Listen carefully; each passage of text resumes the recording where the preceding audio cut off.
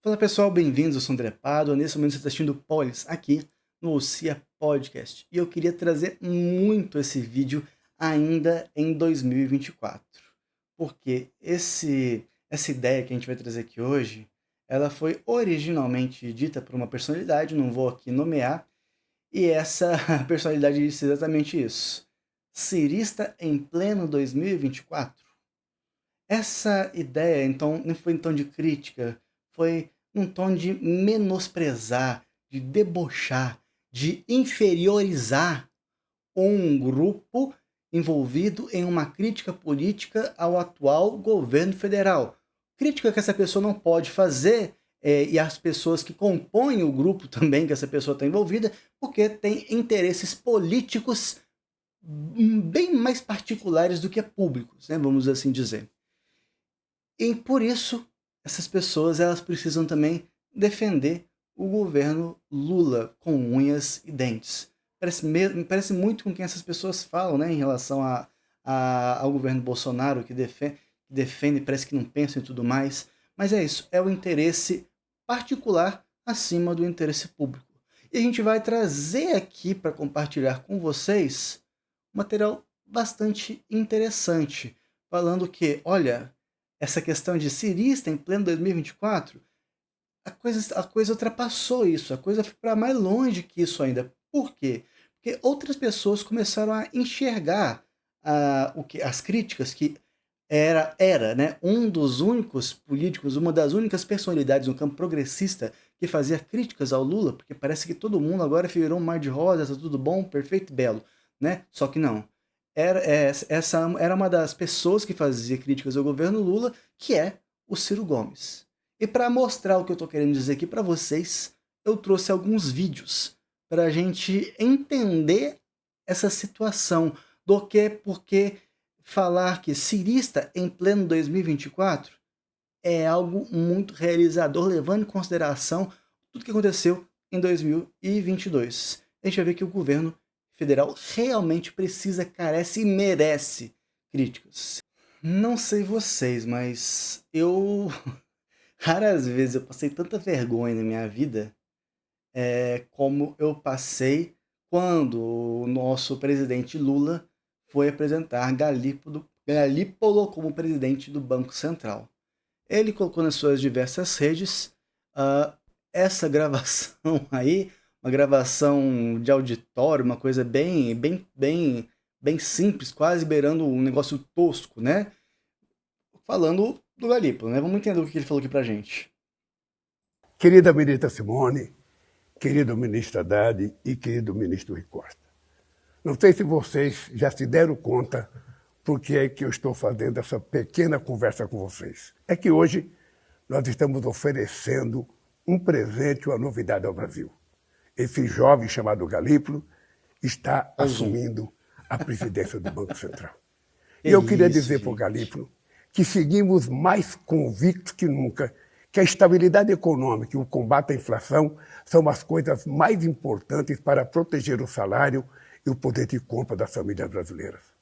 Tomamos as medidas necessárias para proteger a nova regra fiscal e seguiremos atentos à necessidade de novas medidas. Aí tudo bem. O Brasil é guiado por instituições fortes e independentes que trabalham em harmonia para avançar com responsabilidade.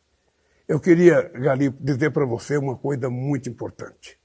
Eu quero que você saiba que você está aqui por uma relação de confiança minha e de toda a equipe do governo. E eu quero te dizer que você será certamente o mais importante presidente do Banco Central que esse país já teve, porque Óbvio, indicado você por vai Lula. ser o presidente com mais autonomia que o Banco Central já teve.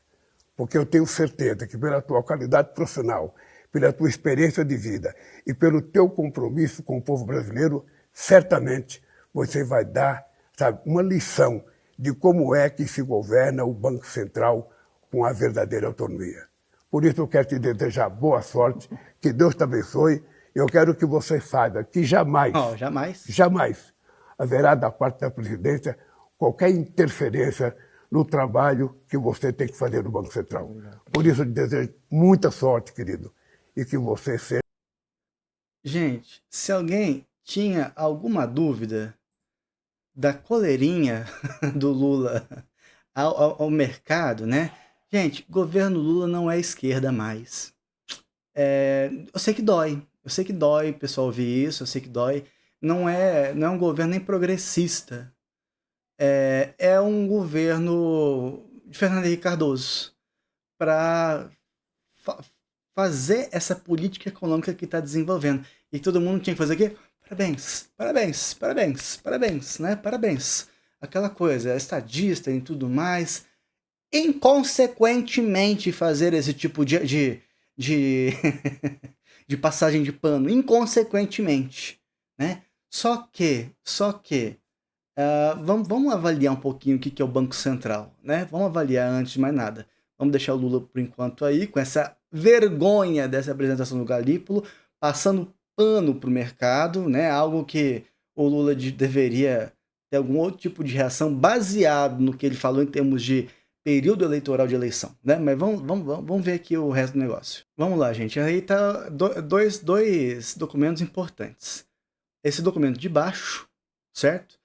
Tá falando de quando foi ali criada a lei do Banco Central. Foi pelo Castelo Branco, isso aí foi de 64. 64. E apenas e exclusivamente em 2021, por Bolsonaro, Paulo Guedes e Roberto Campos Neto, a autonomia do Banco Central ela foi voltada. Inclusive, se vocês forem no Banco Central, na página do Banco Central, no site, vocês vão ver que eles fizeram questão de colocar a autonomia do Banco Central lá. Eu pergunto, se foi Bolsonaro, se Bolsonaro é a ruindade que sempre foi, para o petismo, né? Isso não passaria nem mesmo por um critério de reflexão. Será que foi uma coisa boa? E aí você aceitou isso de mão beijada, de maneira assim, sem mais nem menos, você aceitou isso. Tanta coisa que você aceitou em relação ao que era a política econômica do governo Bolsonaro. É muito esquisito. É muito esquisito. E aí todo mundo quietinho, né? Lei da mordaça aí, para que os interesses dentro do governo Lula não sejam minados pelas críticas, né? Só que a gente tem aí uma pessoa que está sendo sempre foi um ponto fora da curva e tá assim, parece que meio que um estímulo para outras pessoas serem pontos fora da curva também. Vamos entender aqui. Nosso querido Ciro Gomes. Vamos entender aqui o que o Ciro Gomes está descrevendo aqui pra gente. É óbvio que eu não vou passar o vídeo inteiro, tá nas principais redes sociais do Ciro, né? E ele tá explicando esse negócio que o Lula falou. Por que o Lula fez esse aceno pro Galípolo? Porque o dólar ali, ele bateu na casa dos 6,20, foi lá pro céu. Foi lá pro céu. E o Lula falou assim: o que eu faço? Eu preciso acenar de alguma maneira. Só que o Lula tá querendo. O Lula tá querendo dourar pirita, né? Tá querendo transformar pirita em ouro e não vai dar certo. Aí o Ciro vem e fala assim: mais um dos fatos que o governo e a grande mídia tentam relativizar é sobre a alta do dólar nesse ano de 24.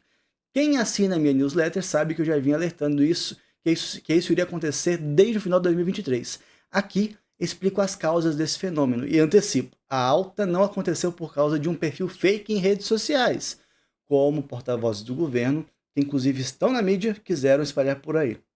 Isso é pura baboseira.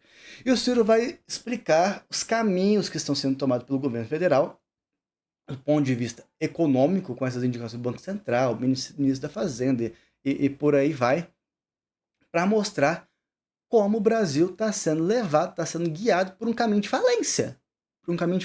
Disso ninguém fala. Você vai ver no jornal, nossa, 59 milhões de pessoas em relação ao turismo, desemprego caiu, menor da história.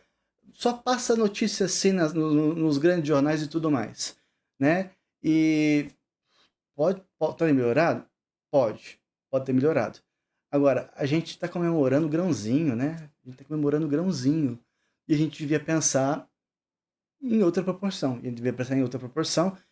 E cobrar o governo Lula por essa proporção, que a gente não está fazendo. O que as personalidades não estão fazendo.